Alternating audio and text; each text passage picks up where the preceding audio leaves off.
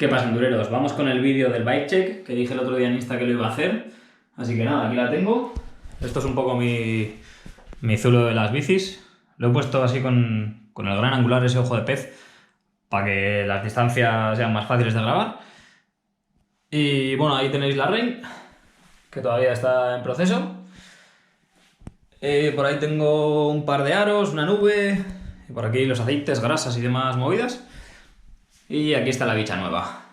Es una Evil Reckoning de 29 pulgadas con 161 de recorrido detrás, 161 milímetros. Y bueno, empezamos yo creo que por delante, ¿no? En el cockpit, potencia de 40 milímetros de largo, pero 30 de diámetro. Es una Raceface Effect. El manillar es Raceface también. Si no me equivoco mide 74, 76, no lo tengo muy claro. Los frenos son Code RSC.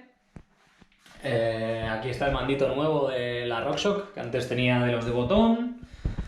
Por delante, la horquilla es una Marzocchi Bomber Z1 con 170 de recorrido, con el cartucho grip. Ya sabéis que ahora Marzocchi lo ha comprado Fox, así que ahora son compatibles los cartuchos, los muelles y algún kit más. Vale, como tenía el mando de la RockShox Rever, obviamente la tija es una Rever también, con 125. Aquí tenemos un Fox X2, amortiguador de aire, con la palanquita de bloqueo. A mí me parece muy útil, otra gente no lo usa. Si os interesa ya os diré los que tengo, o sea, los clics que tengo de rebote, compresión y demás. Aquí tenemos un plato de 32 E13 con bielas Saint de 165 de largo. Los pedales son unos XT, de los que tienen un poco de plataforma, no son los típicos normalitos. Luego la transmisión es una SRAM X01, toda entera, vamos, el casete, el desviador y el mandito. Las llantas son unas E13 TRS Plus con 28 internos, tanto delante como detrás son los mismos. Y llevo una Minion DHF de 29x250 con DH Casing detrás. Y delante Assegai 29x250 también, Max Grip con DH Casing.